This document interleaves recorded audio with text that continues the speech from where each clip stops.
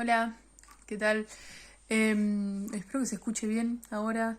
Estuvimos teniendo recién unos problemas bastante grandes con lo que es generalmente el internet de mi casa es el problema porque, bueno, convivo con mi familia y ellos tienen sus propias clases y demás. Así que espero que, aunque sea la primera parte, la hayan podido escuchar.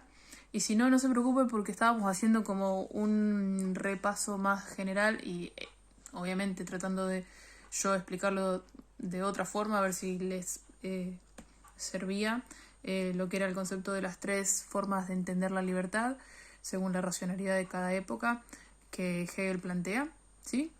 Entonces, antes de retomar con eso, quisiera, porque a lo último me habían preguntado en el chat y no sé si se escuchó bien mi respuesta, me habían preguntado algunos de ustedes sobre qué va a entrar en el parcial. Así que lo repito por acá.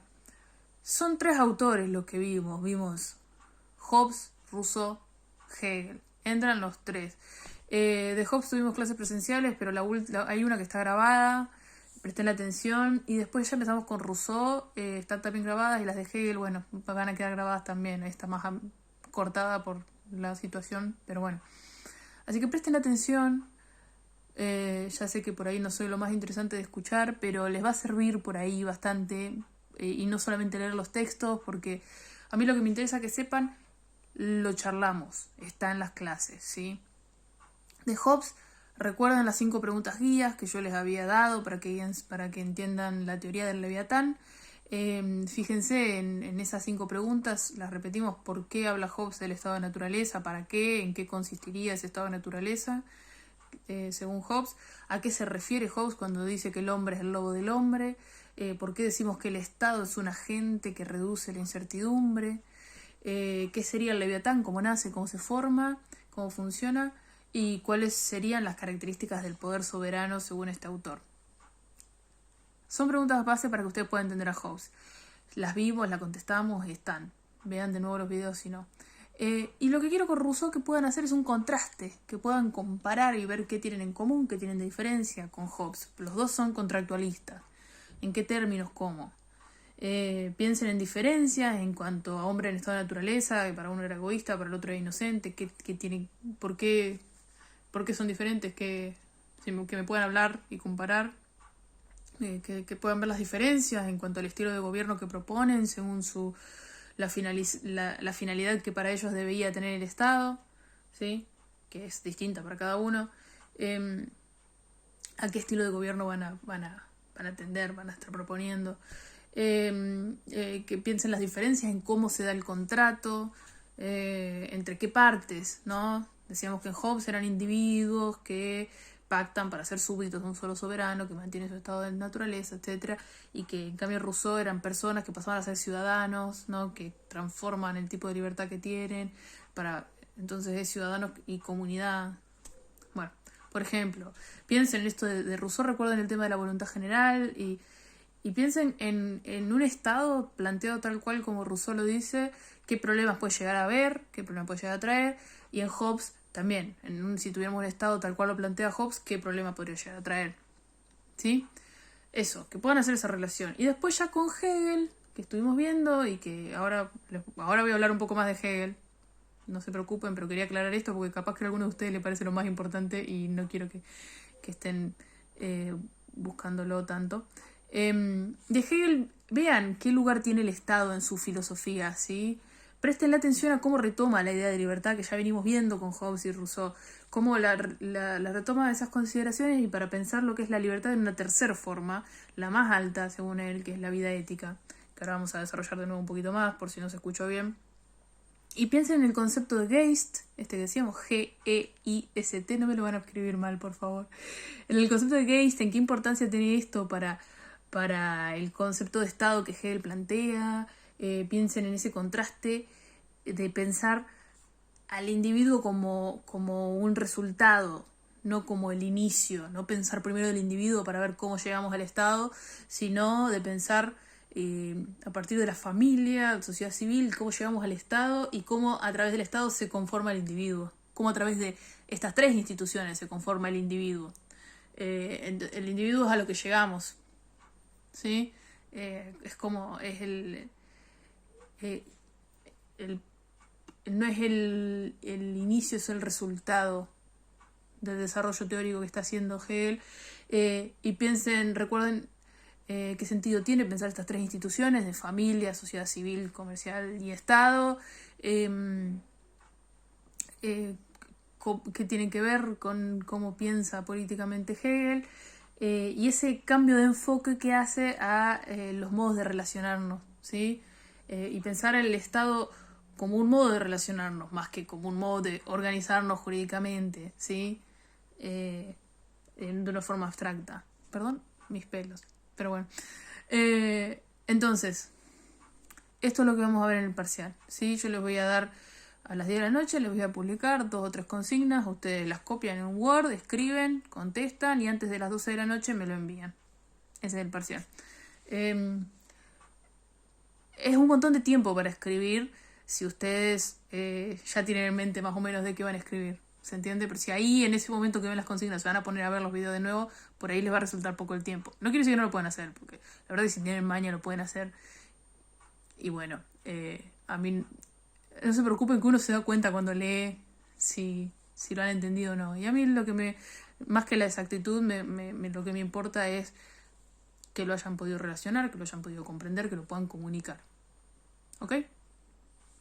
Ahora, vamos a volver un poquito para atrás. Habíamos dicho que de Rousseau, de Hegel tenemos 3 formas de considerar la libertad, o por lo menos hace un recorrido histórico con 3 maneras de racionalidad que ha tenido el hombre, que esa racionalidad va a tener que ver con el contexto histórico en el que están, a través de esa racionalidad, de ese modo de razón, de esa racionalidad propia de la época, van a pensar la libertad y van a concebir la libertad y se van a concebir a sí mismos como libres según el contexto en el que estén viviendo, ¿no? Entonces la primera forma era una forma más primitiva, digamos, que la relaciona con la antigua Roma, que es donde se empieza a reconocer una cierta igualdad entre todos los soldados eran iguales, todos tenían que ir a la guerra, sean hijos de quien sea, y se van a promulgar ciertos derechos que tienen que ver con esta concepción de libertad. En la primera forma, la libertad más rudimentaria, que sería de yo hago lo que quiero, ¿sí? Entonces hay ciertos derechos que tienen que ver con respetar eso, con reconocer ese derecho de la persona como un individuo, que van a ser, por ejemplo, reconocerle ciertos derechos de propiedad, ¿sí? De poseer una casa, poseer una esposa, poseer lo que sea. Nuevamente, ciudadanos eran hombres en esa época nomás. Entonces, esa forma de racionalidad que ya habían adquirido en esa época los hombres, los ciudadanos, los sujetos, se ve reflejada en las leyes que se promulgan. Entonces hay un Estado eficiente porque hay un gobierno eficiente porque y hay una relativa estabilidad porque las leyes las leyes se condicen con las costumbres, se les parecen racionales a la gente de esa época, son de acuerdo al contexto social y la racionalidad de ese hombre que tiene que obedecer esa ley. Entonces se condicen. El problema, dice Hegel, los conflictos van a aparecer, las guerras, las revoluciones, las rebeliones van a aparecer cuando el Estado, el gobierno, las leyes que promulga y van a estar en contra o va a haber un desfasaje con la racionalidad de la gente de esa época que supuestamente las tiene que obedecer. Si vos te promulga una ley que todo el 90% de los ciudadanos que tendrían que obedecerla dicen, ¿qué es esto? ¿Qué pavada? ¿Por qué?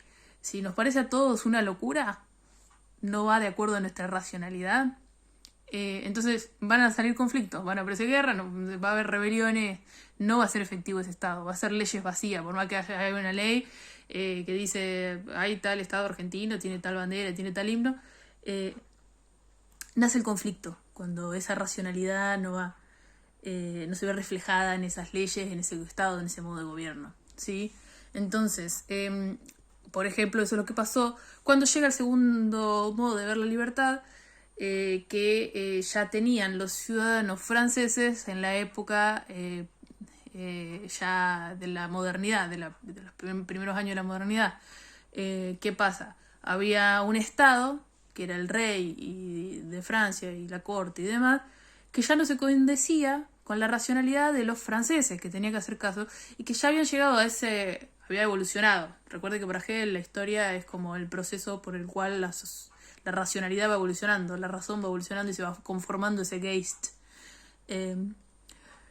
La gente de esa época ya había llegado a una forma de racionalidad en la cual veía la libertad de una segunda forma, que es la libertad moral, ¿sí? Más compleja que la anterior, que es la del individuo más que se concibe a sí mismo como un individuo moral, con ciertos códigos propios, con deseos, y dentro de esos deseos están los de actuar de acuerdo a lo que piensa que está bien, y no obedecer solamente por obedecer, porque es el rey o porque lo dice Dios. Empieza a pensar y a decir, no, yo internamente pienso que esto está mal o esto está bien, y no quiero actuar en contra de eso. Hay un deseo natural del hombre de actuar de acuerdo a lo que le parece racional. Entonces, lo que pasó es que el Estado de esa época y las leyes y la forma de gobierno que se estaba queriendo mantener no se condecía ya con la racionalidad de la gente que estaba supuestamente gobernando, que tenía que supuestamente hacer caso a eso. Por eso se da la Revolución Francesa y por eso nace ese conflicto que a Hegel le parece buenísimo, porque es afianzar ya una forma de libertad más elevada. O sea, hay una racionalidad que ya evolucionó y se cristaliza en esa revolución, y le parece re valiente que la gente que ya estaba más avanzada que lo que el Estado de esa época o las leyes de esa época lo estaban considerando, que tomen las armas y demás. Es lo más natural, diría Hegel. El tema es que tenemos que tratar de evitar los conflictos, porque no es lo mejor. Tenemos que llevar a que haya un Estado que no promueva esos conflictos.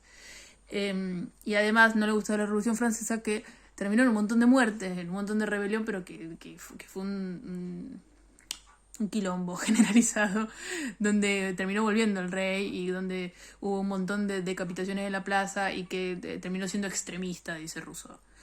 Dice Hegel, discúlpenme. Entonces, lo que dice de este segundo tipo de libertad es que es de actuar según nuestros deseos, lo que nosotros consideramos en nuestro corazón que es lo correcto y demás, y ser conscientes de que somos personas subjetivas y tenemos deseo de actuar de acuerdo a nuestra subjetividad. Dice, pero esos deseos a menudo son arbitrarios, dice, a veces tenemos instintos medio bobos, y si seguimos nuestros instintos y nuestras pasiones, capaz que no hacemos lo que verdaderamente nos conviene. Y además, si hacemos siempre lo que se nos canta o lo que creemos en nuestro interior, porque de nuestra subjetividad y moral creemos que esto es lo verdaderamente bueno, capaz que actuamos mal y capaz que terminamos siendo esclavos de nuestras pasiones. Y eso no es ser tan libres si terminamos siendo esclavos de nuestras pasiones. Una forma de evitar eso es actuar más racionalmente. ¿Y cómo podemos actuar todavía más racionalmente que en esta primera libertad y en esta segunda libertad? Cuando podemos vivir en una comunidad bajo un Estado que tiene reglas ya más generales que surgieron de la deliberación común y que son acorde a las costumbres y el contexto histórico de su gente. Entonces tenemos como una guía que nos va a servir para no caer por ahí en los errores a los que podemos llegar si solamente nos obedecemos a nosotros mismos. Tenemos leyes que surgieron del consenso general, tenemos costumbres de la gente con la que nos rodeamos que nos parecen racionales. Es como nos permite no ser esclavos de nuestras pasiones o por ahí actuar según instintos que capaz que no son lo mejor. Yo lo que quiero que acá retomen es la idea de Hegel que en eso sigue a Rousseau y a otros republicanos modernos anteriores, en esa tradición de ver una unión entre la libertad política y el uso virtuoso de la razón. Ser racionales es una virtud. Nos hace mejores personas. Lo mejor que puede hacer un ser humano para verdaderamente ser un individuo, una persona con razón a su máximo esplendor, es ser virtuoso, o sea, guiarse por la razón, y la mejor forma de hacerlo es ejerciendo la libertad política y viviendo en un estado que lo permite y lo fomente, ¿sí? Ser racional es una virtud, y esa virtud también va a ser un hábito. Tenés que vivir en una sociedad con instituciones culturales que fomenten esa libertad y esa racionalidad, ¿sí?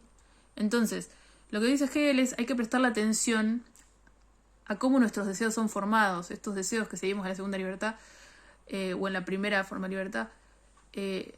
Nuestros deseos por ahí, que nos parece que son naturales o propios de todos los hombres, capaz que son más un reflejo de cómo fuimos criado, de cómo nos educaron, ¿sí? O de todas las influencias que la sociedad que nos rodea ejerce sobre nosotros. Entonces ahí lo que va a hacer es tratar de enfocarse en las instituciones que la sociedad va creando para fomentar hábitos. ¿Se entiende? Entonces yo les ponía el ejemplo de, no sé, si un nene cuando es chiquito tiene un montón de caramelos y no comparte porque su instinto capaz que es no compartir. Pero si la mamá cuando tiene muchos caramelos y el hermano no tiene, le dice no, compartile, dale. Y cuando va al colegio la maestra le dice compartí. Ya cuando sea un adulto que está en la calle o que ya está en el trabajo, lo que sea, y tiene un montón de caramelos en la mano y el de al lado no tiene, le dice, ¿querés? Y ni lo piensa, no es que dice, lo voy a hacer porque mi mamá me dijo y mi maestra me dijo. No, ya lo tiene incorporado, es un hábito. Entonces es más fácil porque ya es parte de su racionalidad, le parece, ni lo piensa. Eso quiere decir, lo que es parte de nuestra racionalidad, que nos parece acorde a nuestra racionalidad, ni lo cuestionamos, ¿sí? Entonces tiene que ver algo más con el contexto, cómo llegamos a eso. Y si tenemos una sociedad que fomenta ciertos hábitos que son más propicios para la vida en comunidad, vamos a tener más chance de mantener la paz y la unidad y tener un Estado verdaderamente acorde a este Geist en su máxima expresión, esa racionalidad en su expresión más perfecta, a esas personas que llegan a ser individuos en su más maravillosa expresión posible, digamos, ¿no? Entonces, el proceso en el cual el individuo llega a ser individuo es pasando por una sociedad política que le permita hacerlo, en los términos que Hegel dice. Debe pasar por un proceso de socialización que va a desarrollar en él conductas y hábitos y le va a inculcar las costumbres de una sociedad que lo que generan es más cohesión social, ¿sí? Van a fomentar la vida de ese Geist, de ese espíritu alemán en este caso. Entonces este proceso, ¿sí?, de socialización está mediado por instituciones culturales que son creadas con ese fin, ¿sí?, que van a ser 3, o sea, en lo que Hegel dice en este libro, que son la familia, la sociedad civil y el Estado. Piensen, sociedad civil es básicamente el comercio, ¿sí? Y esto, para una explicación más de por qué estas 3 formas se involucran una a la otra y cómo aprendemos a relacionarnos en la familia y cómo aprendemos a relacionarlo en la sociedad civil comercial, son las bases para poder relacionarnos en un Estado constitucional tal cual Hegel lo plantea. Ya lo vimos en la clase anterior, esa está grabada y pueden ir a verla si quieren sacarse la duda. No lo voy a repetir porque ya es un montón. Voy a cortar el video acá y seguimos en el segundo, porque si subo todo junto no se sube nunca.